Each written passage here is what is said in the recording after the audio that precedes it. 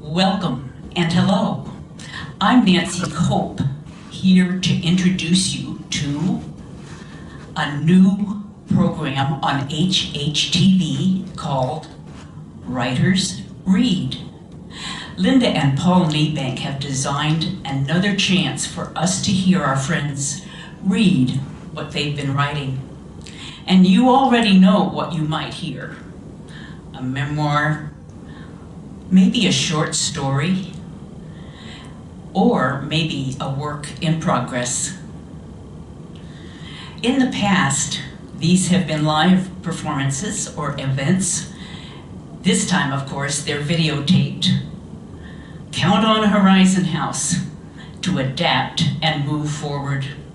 I'm going to read you the dates of these events. November 24th, 7 plus 7,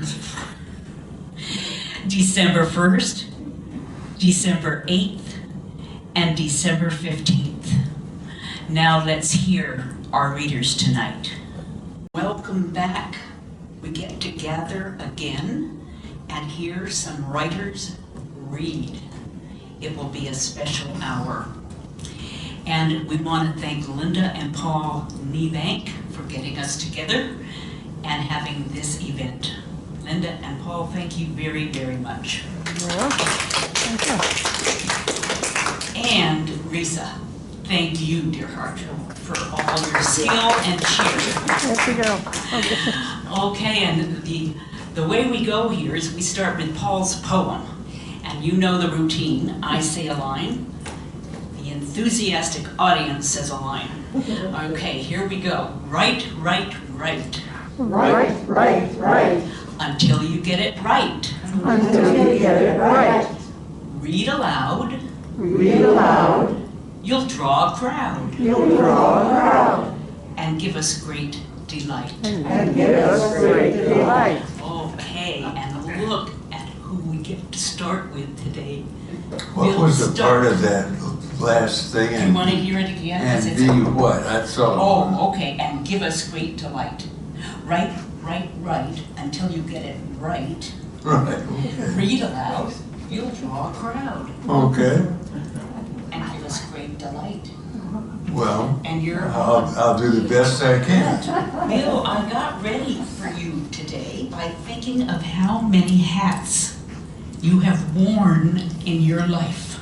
Oh, maybe 1,000. 1,000 hats. A skier's hat, yes? Pardon? A skier's hat. Well, yeah. Oh, okay. I'm more falling down than skiing, but And a gardener's hat.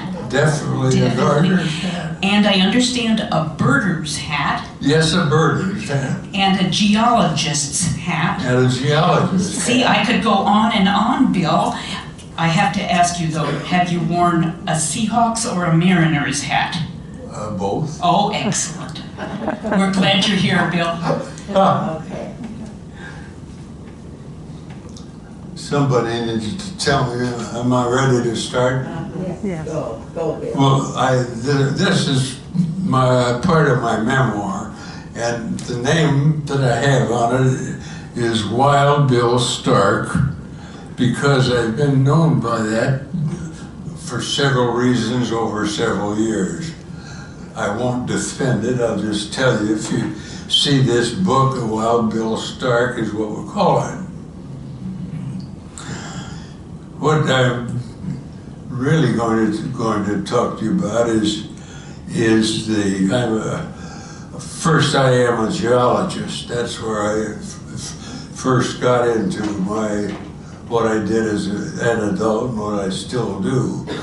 But in geology and sciences, particularly botany, is the main, I would say that is my main interest in science, because of my love of flowers and gardening, so forth. And that's so you will hear a lot of botany slip in here and there. Oh, here's some nice flowers. Oh, that's botany. Okay, I'll say more about that.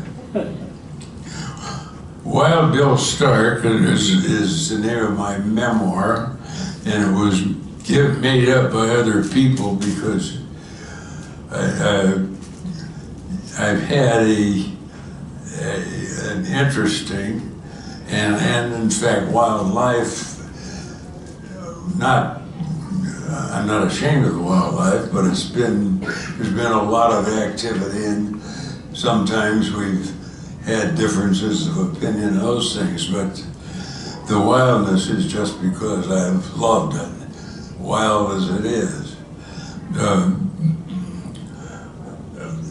The main part of this is 1/5 maybe of my memoir, so it's long and not even finished. But what I will tell you about is the activity that I was particularly interested in Breckenridge, Colorado, because that's where I did my first and most interesting work in the mountains of Colorado. And my partner was Hank Heitbrink, was a longtime partner of mine, a very dear friend, and we together were going through the steps to get another ski area established, and because Colorado has so many good ones, it's not a simple thing to say we want to clear out some runs and so forth. You had to go through all of the steps, which were interesting and sometimes taxing and definitely expensive before it was over. But we do have now in Colorado. Your wonderful, loving wife hopes you're going to start reading. I am, very shortly.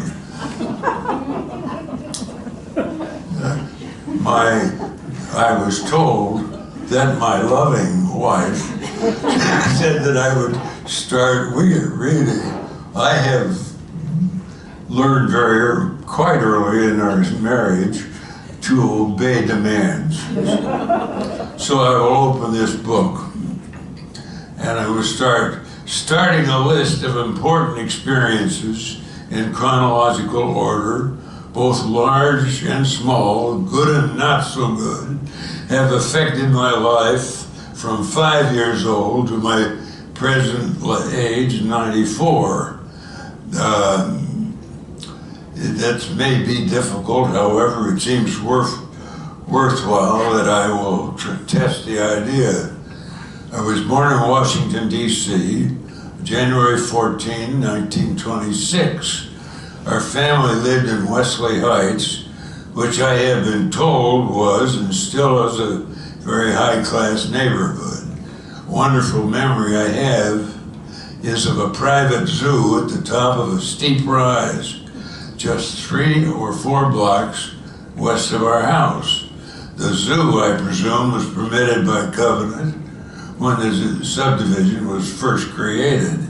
The younger of my 2 older brothers, Brent, was hired after school to take care of 3 or 4 zebras, a few deer, and various other hoofed animals.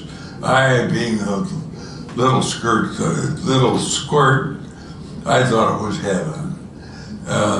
Wesley Heights was ablaze with beautiful flower beds from early spring to late fall, which surely gave me my start toward a lifetime love of flowers, gardening, and all things botanical, which led up to the first difficult experience of my young life.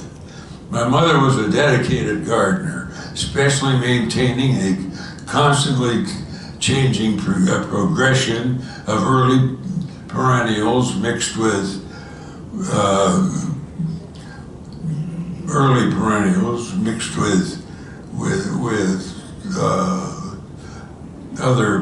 other plants that were transplanted each year because that was the way they had enough money in that particular neighborhood that they could hire 3 or 4 gardeners to maintain all of the yards and gardens in that neighborhood. It was fancy and expensive, and we were not living there very long before we moved out. I was born in Washington, D.C. on January 14, 1926. Our family lived in Wesley Heights, which I have been told was and still is a very high-class neighborhood. A wonderful memory I have is of a private zoo, the top of a steep rise just 3 or 4 blocks west of our house. The zoo, I presume, was permitted by covenant when the subdivision was first created. The younger of my 2 older brothers, Brent, was hired after school to take care of 3 or 4 zebras, a few deer, and various other hoofed animals. I thought it was heaven. Wesley Heights was ablaze, beautiful flower beds from early spring to late fall, which surely gave me my start toward a lifetime love of flowers, gardening, and all things botanical, and which led up to the first difficult experience of my young life. My mother was a dedicated gardener, especially maintaining a constantly changing progression of early perennials mixed with annual starts from local produce markets each spring. As summer warmed up, a more robust group of bright, dependable perennials began to flourish. I remember that Mom was a devoted member with many ladies in the local Wesley Heights Garden Club. One of her closest friends and fellow club members had a truly magnificent series of gardens on an oversized lot 3 houses west of ours, near the base of a hill up to the zoo. I was walking with Anne Marie, my next door neighbor buddy, and really the only Washington, D.C. playmate I remember. I may have said to her, "This must be the Garden of Eden." I may have said that to her, and the reason is that I had heard about it in Sunday school. So I sought out to press the news. Wow, such gorgeous flowers, all in bloom and all at once. I guess I must have thought an armload of such beautiful blossoms would really be neat in vases in our house and sure to please my mother.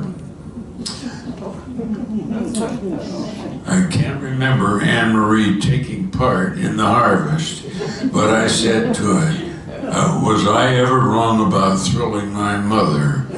You do not ever mess with an award-winning gardener's prize gardens, even if you're only 5 years old. After surviving that debacle, my early enchantment with growing plants and my love of flowers continued to grow, even though I had learned a good lesson very early in the process, leading me inexorably into botany. Once I was seriously into the natural sciences, it was a smooth morph into geology. Sooner or later, it would become my second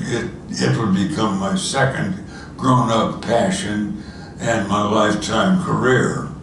Much more about that later, but I won't bore you with it because it'd take a couple of hours. An introduction to the Stark family that moved to Spokane may be helpful here. Charles R. Stark Jr., born June 1885, died February 1980. Dorothea B. Stark, born March 1886. Charles R. Stark III, born April 10. Oldest brother, Brenton Stark, the second brother, and Mary Barbara Stark, born January 1920, and then William J. Stark, which is I, was born January 1926. My mother and father were born in Rhode Island. My mother's father, Dr. William James Burge, was born in 1831, was a surgeon who served for more than 2 years on a U.S. Navy hospital ship during the Civil War. My dad's father, Rathbone Stark, was president of the largest horseshoe company in the world, Rhode Island Horseshoe Company. Unfortunately, just as the time Henry Ford started cranking out Model Ts on production lines, and the horseshoe market went to hell in a handbasket. One interesting coincidence that my wife Carolyn and I share with my mother and father is the fact that both couples went to the same high schools together. Both couples were high school sweethearts. Carolyn shakes her head whenever this subject comes up. Where is she? I'm sure her head's shaking right now. One interesting coincidence my wife and I share was that, I've read that already. As a future breadwinner, it was time for my father to go to work after my mom and dad both graduated from Brown University in the same year.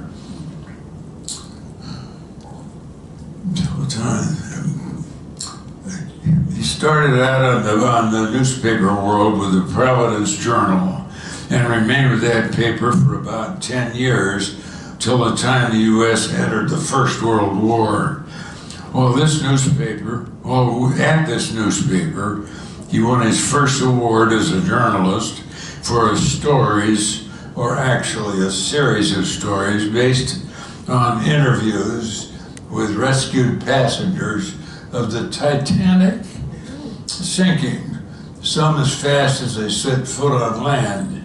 Soon after we entered the war, he received a direct commission as first lieutenant in military intelligence, was discharged as a major after the armistice, remaining in the Army Reserve until he gained the rank of full colonel before his final retirement. I simply do not know what my father's professional work was right after the First World War, but by the early 20s, the family had moved to Washington, D.C., with father in a new career in the financial investment field, investing in stocks and bonds for clients as a broker for his own account as well. The roaring 20s roared along with optimism ruling the day. These happy times treated our family very well until October 1929, when unbelievable, nearly to everyone, the bottom fell out of the stock market, and within a horrendous crash, in short order, the Stark family was nearly knocked out. I use the word nearly with benefit of retrospection, almost 87 years later. Our mother and father, making an intelligent team, apparently without excess panic, examined the hellish family fix they were in and started to make a plan of action. Their income stream was gone. They had 3 sons and a daughter living in an expensive mortgaged home, while the entire family was used to living a lifestyle that no longer could be afforded. Trouble had arrived. Changes had to be faced and acted on immediately. The money they had left in savings would perhaps last a year if they returned to strict financial discipline, something that had been on a back shelf for nearly a decade. I could only hope my account of a plan of action to the way my folks approached their myriad problems has a little truth in it somewhere. I'm sure much research was done, creating a working list of cities of a certain size in states west of the Mississippi River, including the leading newspapers, current news presently available, average education, and stability of employment, experienced newspaper writers, would be expected to be capable of conducting such research.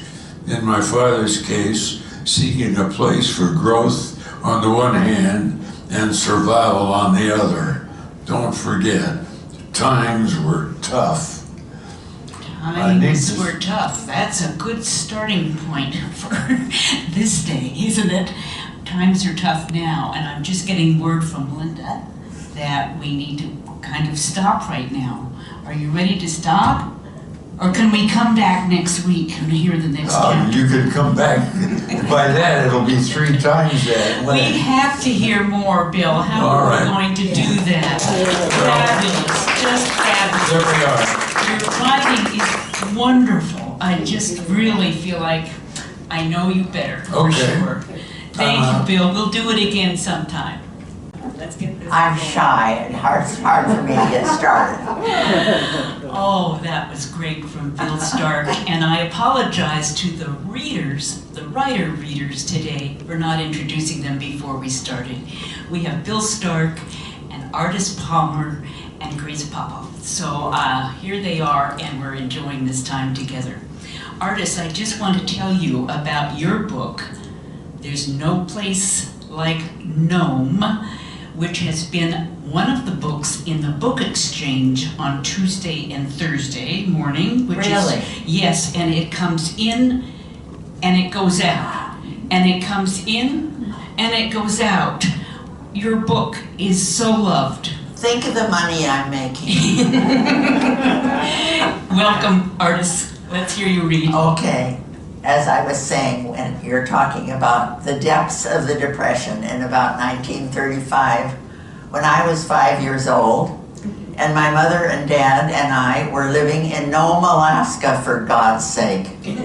And the reason, my dad had been in the building business, building up a wonderful business with my mother here in Seattle, until they've had their biggest thing they ever built on Queen Anne Hill, a beautiful apartment house.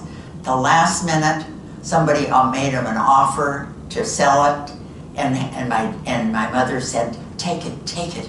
And my dad said, no, wait, we'll get a better offer. And then the whole thing went to hell, and nothing happened for about the next 10 years in Seattle. So when my dad got a phone call from one of his old guys, one of the old sewer diggers that used to work for him, and he said, Art, I hear that if you can get on the boat tomorrow morning for Nome, Alaska, there's a job up there for the summer driving a tractor on a gold mine. Oh, I'll take it, he says. He had never driven a tractor in his life, but he assured my mother he could learn. There must be a book on the way up in the boat. Even better, the tractor itself was on the boat down in steerage where he was staying, and the guy in the next bunk was an old tractor driver who taught him on the tractor how to drive the thing when they got off. In Nome, the first thing they had to do is drive down 2 planks that went onto a bucking barge in a high sea off Nome. And that was his beginning. He lived through it, got it onto the barge and into Nome and out onto the tundra. And they worked all summer long and found nothing in the way of gold until the last few days they ran into a real big line of gold coming out of the mountainside. But it was too late, the summer was over. But in the meantime, he's back in Nome, and they're planning on next summer when they're really gonna make it. And then that's when he sent for my mother and I, and we got this mysterious message, be on the boat, so-and-so on the date, and see you. And my mother tried to figure out, does that mean he's gonna be on the boat coming home, or we're supposed to be on the boat going up? And we figured it was the latter, and we did. We left for Nome. And when we arrived, some of the club ladies that my mother, they have club ladies in Nome, they asked her, how are you enjoying Nome, Mrs. Brown? And she said, what this dump needs is a good fire. My mother was very forthright. And however, it wasn't very long when this happened. let's see, I'll start here, chapter 25. Daddy got a job with the U.S. engineers that fall and was working very long hours driving the tractor or the crane they had on the Snake River, getting their projects completed before the heavy snows came. But Mama's job that September was moving from the little shack on Broadway to a house we had found out on the west end of Nome, about 10 blocks away. Someone had added a layer of insulation to it not too many years before, and it had an almost new oil burner and large windows facing the water. Even though it was a much better house than the old one, Mama wasn't altogether happy about the move. The rent was $5 or more a month, and they still hadn't paid Aunt Lily for the previous winter's food, much less for the supply which she sent on the last boat. We'd paid only a few $100s to the creditors in Seattle, since Mama and I had arrived in Nome, so moving into a better house only made her feel guilty. But she felt we couldn't afford to have any of us sick because of the miserable, drafty shack we'd been in. It was with misgivings that we decided to move into the high rent district at $25 per month. By September 19th, Mama had worked through the 2 upstairs bedrooms and the cash leading off the back of the kitchen. That day, her plan was to wash down the large kitchen living room walls, cupboards, windows, and floors, and then start moving in the last of our things. It was very cold that day, with just a powder of fine, dry snow over the frozen ground. When Mama and I stopped off at Wagner's for some more Lysol on the way to the new house, she bought us each a bright red wool cap that pulled down snug around the face. She knew they would keep our ears warm and hoped they would perhaps bolster her flagging courage a little. "How's the house cleaning coming, Alice?" Mabel Wagner asked. "You know, they say once you make the first move, you're really sunk. You'll probably never leave Nome now, girlie. I don't know just what it is about this old hole, but you just get used to it somehow, don't you?" "Maybe you do, Mabel, but about now I'm kind of discouraged. After moving out of one tumble-down shack into one just like it, only bigger, I can take Nome or leave it alone. I said it the first time I walked down Front Street, and I'll say it again. What this town needs is a good fire." I could hardly keep my footing against the wild wind that blew us along the street towards the new house. It picked up loose dirt and snow and stung it against our backs as we walked. And finally, Mama picked me up, mops, Lysol and all, and ran the last 2 blocks to get away from the terribly cold wind. It was still early, about 9, when we arrived, but as soon as Mama got me unbundled, the little girl from next door bustled in to visit. Isabel was a busy little chatterbox, but Mama said she was glad to see her. She had a couple of her doll children with her, so Mama wouldn't have to have me helping her wash walls. With the 2 of us playing house over by the warm furnace, the work went quickly, and Mama was surprised when she heard the noon whistle blow. Even though she'd finished washing down the walls and cupboards and was started on the floor, it seemed she'd only been working an hour or so. Neither of us was hungry, so Mama decided she'd finish the floor and put a coat of wax on before we started back to the old house for lunch. As she worked over towards the window, she noticed how dark the sky was getting.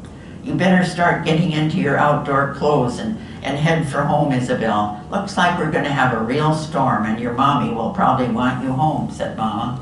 She was still on her knees on the floor when the door flew open. Daddy banged in, spraying dirty snow all over the still damp linoleum. "It sure looks nice, Alice, but I'm afraid you washed it all for nothing." "Oh no," she cried. "Do you mean we can't have the place? After all the cleaning I've done, he certainly can't give it to someone else." "No, we can have it all right, but it's gonna burn down. The whole damn town is gonna burn down. It started about 10 this morning in the Golden Gate Hotel. That went up like a matchbox, and it's been going like hell ever since, right through downtown. And as far as I can see, it's not gonna stop until there's nothing left to burn. That window takes the flames a whole block at a time. Now listen, Alice, I can't stay with you to help. The 2 warehouses by the river are already gone, and the 3rd one will be next. We gotta get the oil and gasoline out of there first. I've got the cat down there and we're unloading the gasoline onto barges and taking it out to sea. You take Artis and go back to the old place and move the rest of the stuff up here. Now listen to me. What you can't take with you, just leave it. You won't have time for more than one trip. And keep your eye on the fire, Alice. You can't believe how fast it can move. But Jack, Mama said weakly, what about the fire department? Can't they put it out? Put it out with what, girl? Might as well spit on it as use those 2 little garden hoses they've got. They had, I should say. I didn't hear the whistle anymore. The fire hall must have burned by now. But we got to get those barrels of gas out of there quick, so I have to go. I'll meet you here as soon as I can. And he was gone, running off down the wooden plank sidewalk towards the black storm of downtown. Mama noticed that he didn't even have a hat or gloves on and that his jacket flapped open in the wind. She said, I didn't seem to consider the news of the fire anything too out of the ordinary, but Isabel, who was 7, was quite concerned. As Mama stuffed her into her parka and mucklucks, she gathered her 2 doll babies into her arms and asked seriously, Mrs. Palmer, do you suppose we ought to pray? Well, Izzy, Mama replied, thinking of the whole town's supply of winter food burned in the 2 warehouses. It might be good at that, might be a good idea at that. I'm sure it wouldn't do any harm, Izzy. As soon as she got Isabel headed for home, Mama bundled me into my parka and red cap and we started back towards town. By this time, the huge black clouds of smoke rolled overhead, speckled with cinders and flakes of ashes. Mama said she knew we had to get back to the old house, but all the while her feet wanted to turn and run the other way. The closer she got to town, the faster people were moving, like ants around a disturbed hill. By the time we got back to the Broadway Street house, the activity was frenzied but sporadic. Some people were completely panicked, while others paid no attention to the approaching fire. When we walked up our front steps, we saw the woman across the street carefully wedging a bushel basket out of her 2nd-story window. Finally, she got it through the casing, pushed it out, and it splintered open on the wooden sidewalk below with carefully plaqued china and crystal in all directions. In the living room downstairs, she had her 2 daughters at work trying to push a large old brass bed out the front door. At the same time, we noticed our landlord, who was doing some repairs on the foundation of the old house, going calmly about his work. Mama hustled me into the house and stationed me at the kitchen window. By this time, we could see huge burning brands flying by at terrific speed, about 50 feet in the air. She didn't want to frighten me and tried to control her shaking voice. Now listen, baby, she said, when the church building catches fire, you tell me and we'll get out of here, whether we're all packed or not, just like a game. But by then I'd found my jacks and I was very bored with the fire game. It simply didn't seem to me like something that was likely to really happen. Fires, except in stoves, were beyond my experience. As Mama threw clothes, pots, pans, shoes, Daddy's tools, and the silverware into a heap on the bed, she left the front door open so she could watch down the street towards the fire. She could feel the wind that screamed by. It was hot and full of tiny cinders that burned small black spots in anything they touched. And Podunk, that's our dog, was having a great time trying to chase them. But still the old landlord puttered away at the foundation of his house. Mama jammed our clothes, hangers and all, into the 2 large suitcases, gathered up the 4 corners of the bedspread around the bulkier dishes, pans, shoes, and silverware. Fortunately, she had already moved most of our belongings to the new house, but still the chenille knapsack was enormous and very unwieldy. I said I was hungry and had to have a peanut butter sandwich and some Rice Krispies. Sure, honey, as soon as we get to the new house, we'll have a nice hot meal, Mama answered, thinking it might be the last meal we would have for a long time. She pushed me to the window again, told me to yell when the church caught fire, while we took our last tour of the house to see that everything was out. Okay, baby, we're off. How would you like to carry Daddy's boots? She tied the laces of the large rubber boots together and hung them over my shoulders, and they barely cleared the ground. Then she put one suitcase under her arm, held the heaviest one by the handle, and slung the bedspread full of housewares over her shoulder, and we bundled down the front steps. "Say, Mr. Mason, I'm taking your bedspread to carry some of my things, but we'll get it back to you somehow," Mama yelled at the old man. "What's the matter, Hurley? I thought you wasn't moving till day after tomorrow. I wouldn't have worried about the fire if I was you. They'll get it out." He laughed easily. Jimmy Roach and Cayuse Jack had come out of their cabins too to watch the fun, and we heard Jimmy cackle to his old partner about my mother. "There she goes with her 30 years collection on her back." I was embarrassed at Mama's ungrateful flight, and I wished we could forget the whole thing. Besides, Daddy's leather boots were getting very heavy. Down towards town, the sky was a solid sheet of flames, but Mama said she knew if she tried to stress the seriousness of the situation to the old men, she would probably cry. So instead, she took one last look at the cabin and started away down the street. Cayuse Jack told her several days later, "You know, Alice, I never even had time to save my overcoat." "Mama, look, there goes the church," I said calmly, as if this was all in a day's work. We watched the steeple blaze up like a slim white candle, then tried to walk faster, but the one suitcase under Mama's arm kept slipping down, and I was floundering badly under the two heavy boots. As we turned off Broadway onto Front Street, a large burning timber flew into the flat tar roof of Wagner's store. Almost immediately, Mabel Wagner came running out with a stepladder and a tiny fire extinguisher. She dashed up to the roof and pumped madly at the burning roof with her little pea shooter, while Mama stood in the street and laughed hysterically till the tears came to her eyes. Then I remembered something important, started tugging at her arm. "Mama, we forgot my doll clothes that I was washing. They're still in the washing machine. Poor little Shirley Temple won't have anything to change into."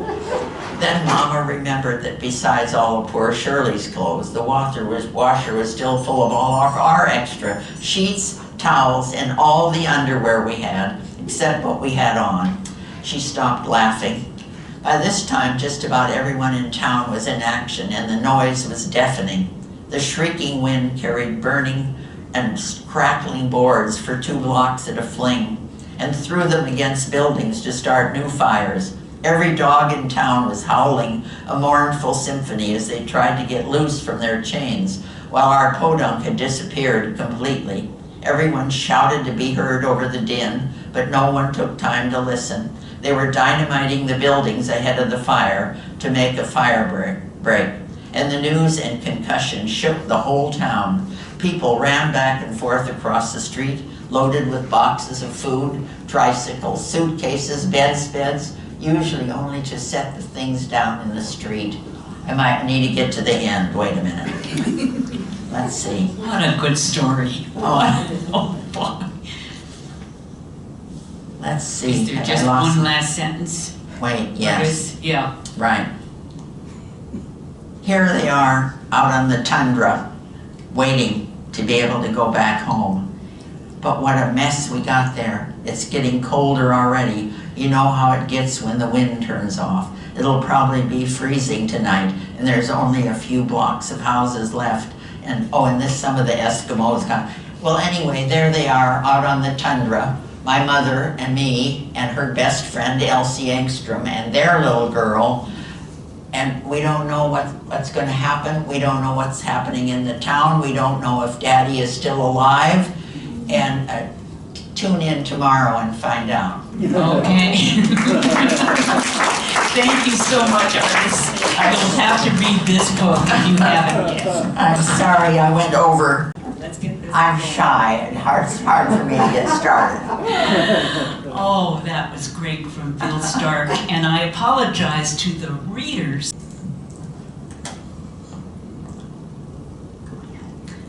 Okay, we're ready to welcome Grace Popoff, and I want to let you know that I've located her blog, and you all might want to locate it too. The address for it is in HH Connect on her page, and it's an amazing blog.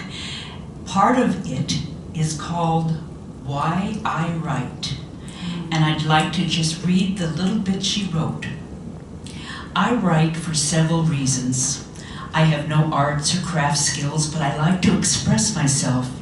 My life has many constraints, but I can fit writing moments in and around those constraints. Writing helps me to think through issues that I don't fully understand yet. Writing prompts me to research background information and divergent points of view. All good. Welcome. Welcome. Thank you. I do want to tell Artis that when we moved out of Seattle to the country for a 10-year stretch of our lives, we were invited to a holiday party where we met several of our volunteer firefighters who were kind enough to share their motto with us, and it was same-day service.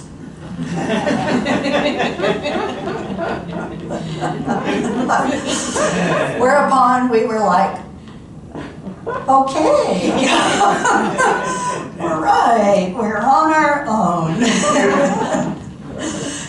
So this is an essay from my blog. The title is Resist Dogs. What? No. I used to lead a discussion group that had as its motto, don't believe everything you think. I like this saying, and sometimes I try to apply it to my own thinking. A while ago, dogs crossed my mind, and I thought I'd challenge my thinking about dogs, then see what comes of it. My starting thoughts. Dogs and dog owners are a mixed bag.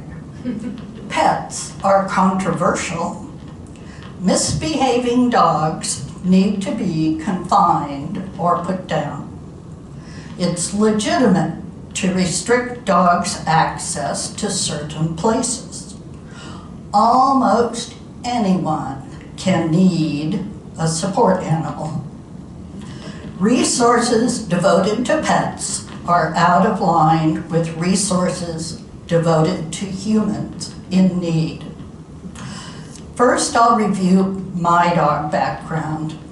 I never had a four-legged pet as a kid. Neighbors had dogs. We lived in a neighborhood with big backyards, and people kept them either inside or let them run in their own backyards. Through college and years of apartment living, dogs were never part of our life. Eventually, my husband and I bought a house in the neighborhood with backyards, but much smaller backyards than in my childhood. This is when dogs first became problematic for me. Neighbors on either side had dogs. The small dog to the north was fine. The small dog to the south was not. Each morning, that owner let her dog out the front door to poop, and miraculously, it never pooped on her lawn. About half the time, it pooped on our lawn, and about half on its other neighbor's lawn. Eventually, we knocked on the neighbor's door and asked directly but politely for her to either pick up after her dog or send it out her back door. Sure, no problem. But nothing changed. Later, a boyfriend moved in and brought a much bigger dog. Fortunately, he did not send it out the front door. Now, both dogs pooped in the backyard, but no one ever picked it up. Hence, we had a new problem: odor and rats. Within a year, our neighbor to the north had taken our neighbor to the south to court over dogs. The trouble was noise. The boyfriend's dog stayed outside at night and barked at the least little flutter of air or noise. Then one weekend, the southern neighbors went away overnight. The large dog was tied up outside on a very short leash. It could see its food and water but couldn't get to it.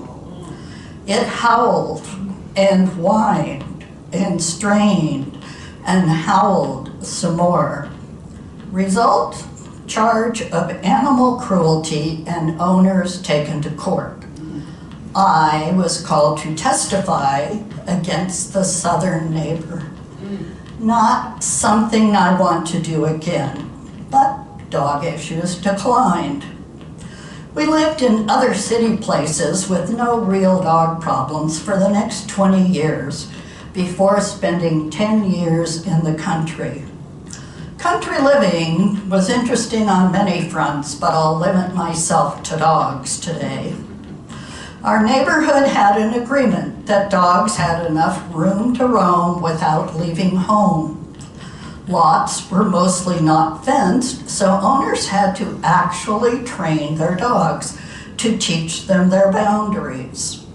With a little nudging, owners did so, and dogs were not a major problem. We didn't own a dog there, but friends brought theirs to visit, and we enjoyed them. Then tragedy struck. A dog that lived a few miles away got out of its yard and began roaming far and wide. It found our neighbor's llama. The llama had often escaped, so the neighbor had tied it to a stake with a long leash, allowing it plenty of room to graze. The out-of-area dog found the llama that couldn't escape and began terrorizing it. We all heard the commotion and ran to rescue the llama. When the dog was chased off, it ran to the llama owner's front yard, chased their kitten until it was cornered, then killed it right in front of her young children. We helped corner the dog. It had a tag with the owner's name. The llama owner called the sheriff, the deputy called the dog's owner, and a conference was held with all parties.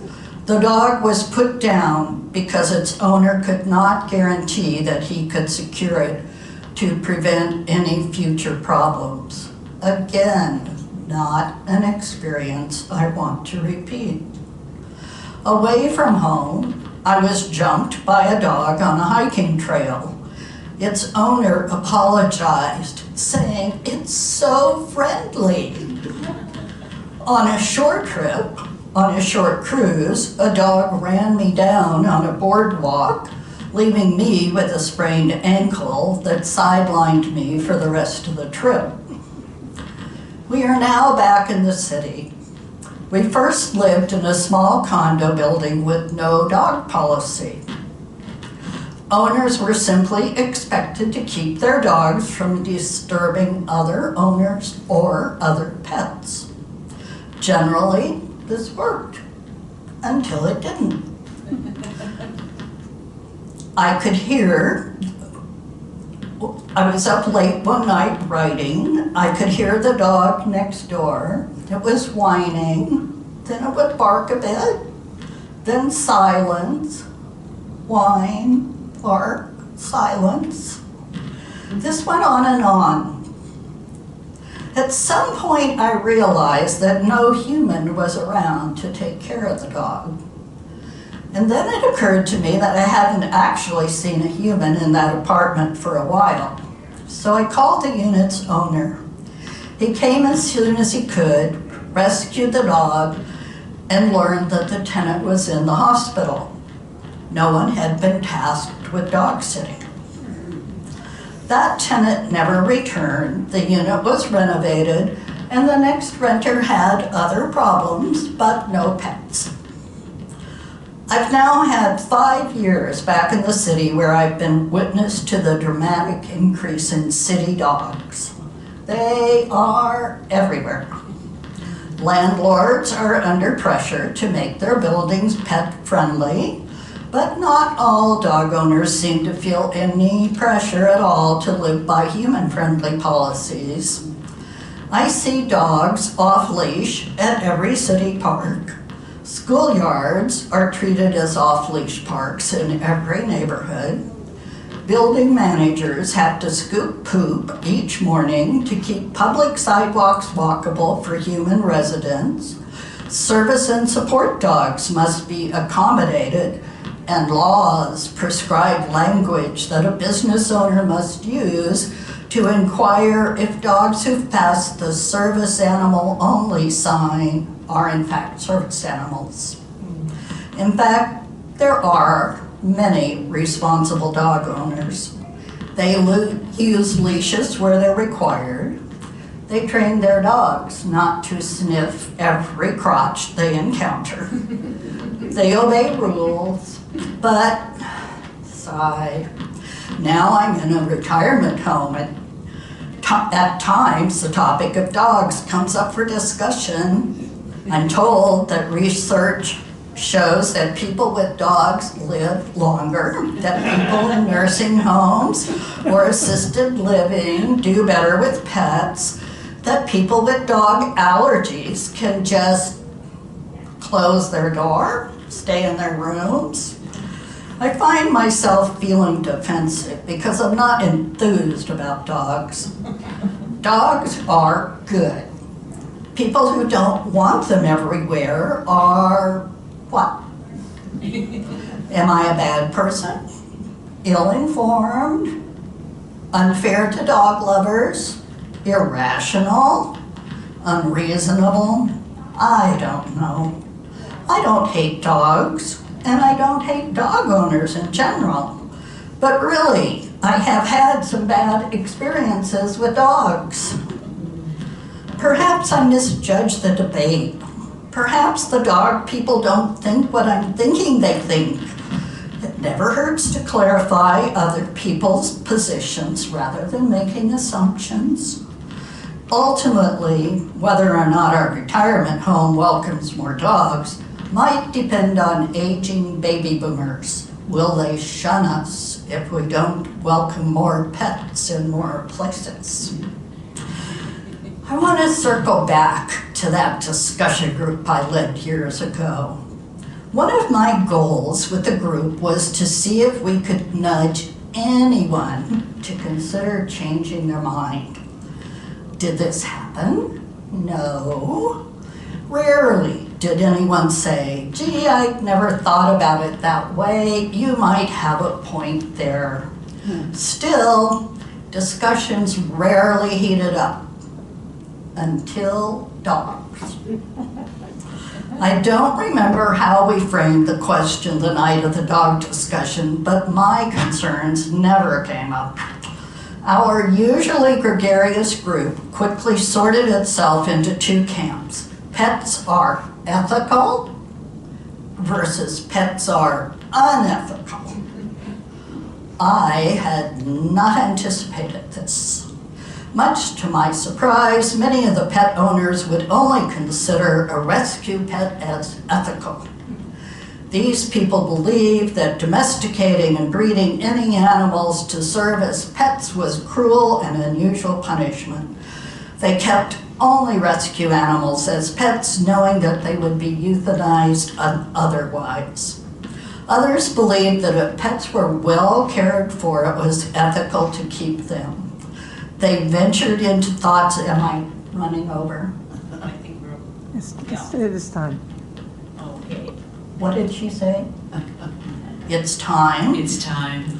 Well, can I read the last? Oh, for sure. Then we ended the evening by going outside to pet both designer dogs and rescue dogs, who were happy to see their owners and happy to receive hugs from anyone. It was a most unusual evening. I learned that a discussion about warm fuzzies could quickly turn cold and prickly, but that was some reserve of goodwill. There is a path back from the brink of conflict. Oh, wonderful. I'm going to do some thinking about dogs tonight, I think. Oh, thank you, Grace, so very much. And thank you to Bill Stark and to Artis Palmer, and to Grace. What a good, rich hour that's been. Thank you. Well done, really. You have just heard 3 readers of the 50 readers who have read and shared their writing with us since 2018. Ina Bray had this idea that writers should share what they've written by reading their writing. I'd like to share with you the 50 people who have shared.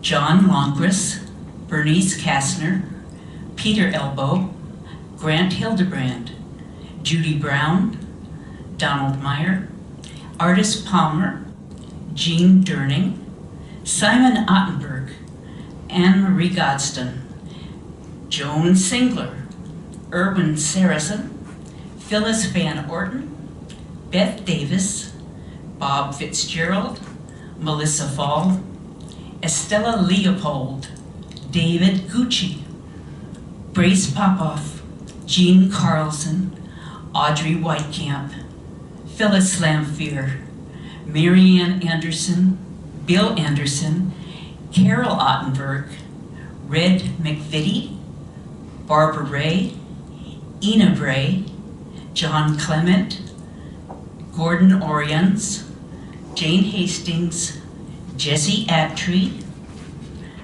Nancy Rust, Peter Corning, Paul Niebank, Ray Tufts, Abe Bergman, Lee Scheingold, Maid Adams, Sue Lynch, Pat Decker, Ann Ormsby, Norman Hirsch, Ann Pound, Bill Stark, Marcia Iverson, Bob Corwin, Cassandra Carruthers, and Mary Piet. What an amazing time we've had with all of you, and thank you all for sharing with us.